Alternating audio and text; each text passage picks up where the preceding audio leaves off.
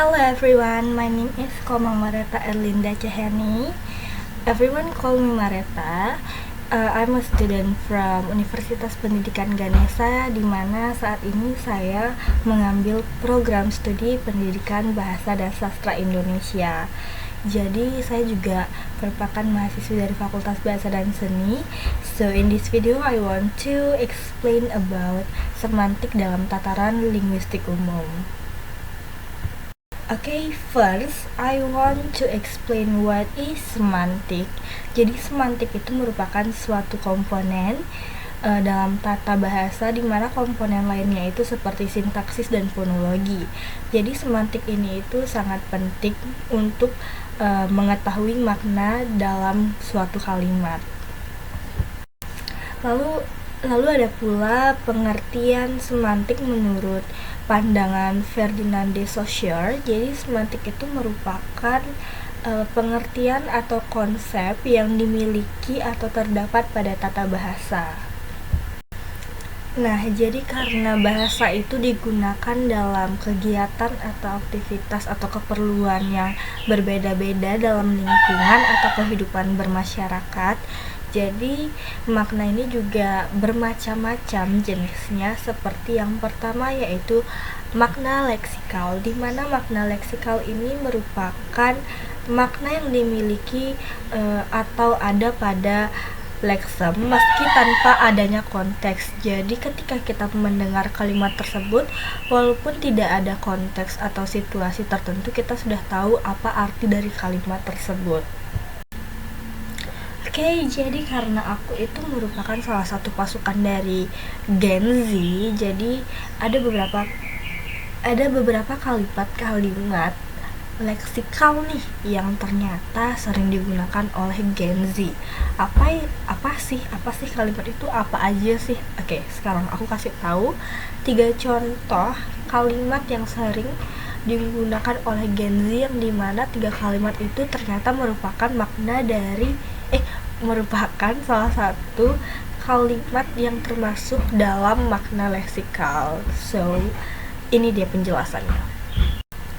Nah, jadi yang pertama yaitu gasken bro. Nah, gasken bro ini ternyata termasuk dalam makna leksikal. Kenapa? Karena gasken ini berasal dari kata gas, yang dimana berarti ingin menjalankan atau melanjutkan suatu aktivitas yang ingin dilakukan.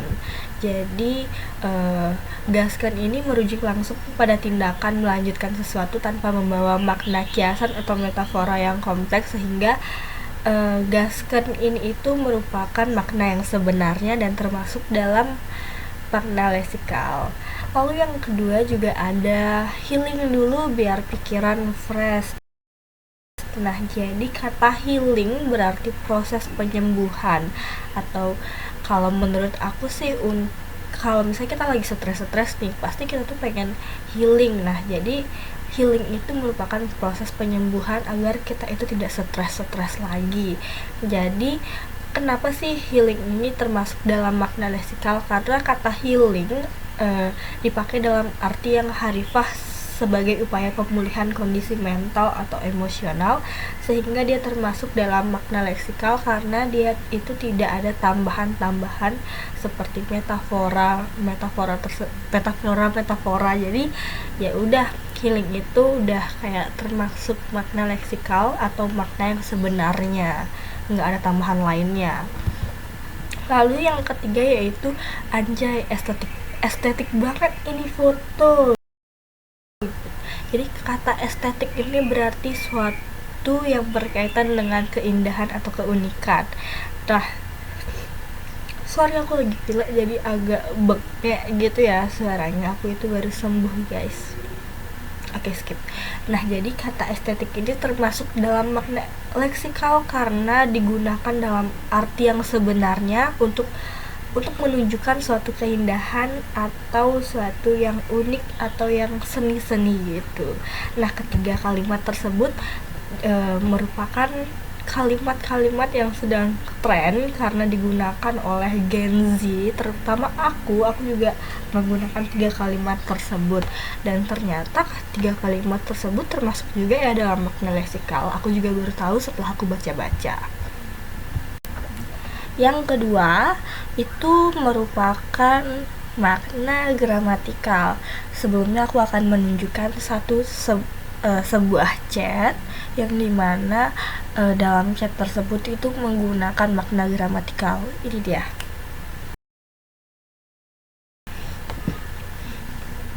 Nah, gimana?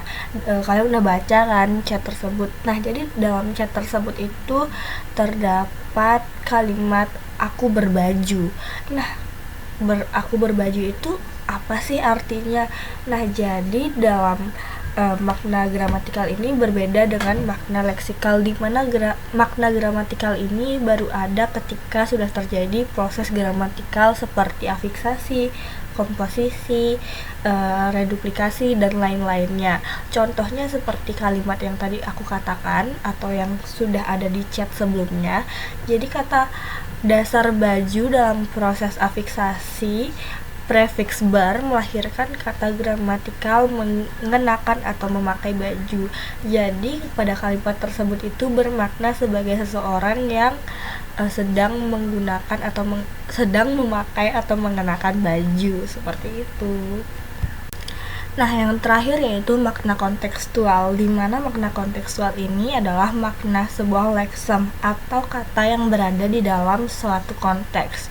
Jadi walaupun kalimat tersebut memiliki kalimat tersebut sama, tapi kalau misalnya situasinya berbeda, nada bicaranya berbeda, tempatnya berbeda, pasti akan melahirkan makna yang berbeda, seperti itu. Jadi tidak akan selalu sama makna kalimat tersebut karena dipengaruhi dengan adanya situasi tersebut, situasi tertentu maksudnya, teman-teman. Maaf, ini agak seret ya suara saya. Nah, jadi biar kalian lebih mengerti tentang makna kontekstual, aku akan memberikan satu contoh ya, menggunakan video drama Korea.